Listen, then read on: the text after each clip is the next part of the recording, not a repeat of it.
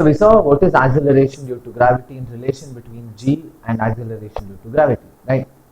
Now, acceleration due to gravity, it changes with respect to places and changes with respect to height and all those things.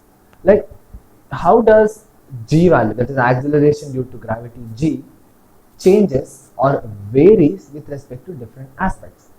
First thing is it changes with respect to the rotation of Earth. Second, it changes with respect to the latitude position. Okay. Third one is it changes with respect to the altitude, the height. Fourth one, it changes with respect to the depth. Fine. So these are the main 4 points how acceleration due to gravity changes. Now, the first two, even though they are important, we are not going to do much about them in the syllabus. Just a brief explanation. See, when the body rotates, like Earth is rotating, the Earth rotates at different speeds at different latitudes. Like the equator and the pole, if you compare these two, there is different speeds of rotation. We call this as differential rotation. Okay, so Earth at equator, it rotates faster compared to that at pole. Okay, now because of this, acceleration due to gravity changes. The next one is due to the latitude.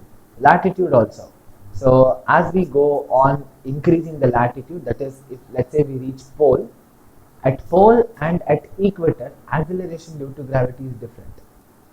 Alright, so at pole, the acceleration due to gravity is more because the Earth is actually speaking is in a shape of an ellipsoid.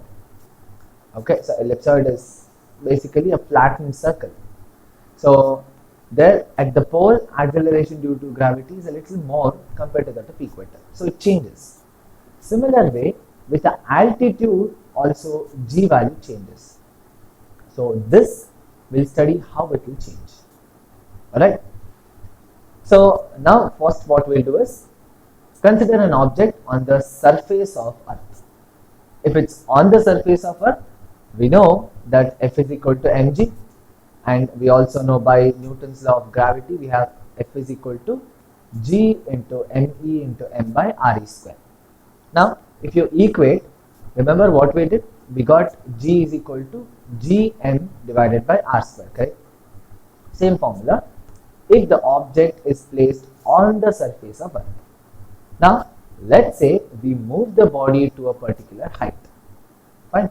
So we have f dash is equal to gme into m by re plus h whole square, right? And f dash is also equal to m into gh.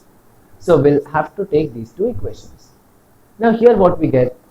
We get mgh is equal to gme into m by re plus h whole square, or gh is equal to gme by re plus h whole square, right?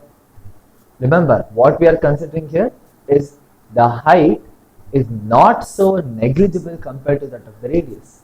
Like I am looking at 5000 kilometer, something like this.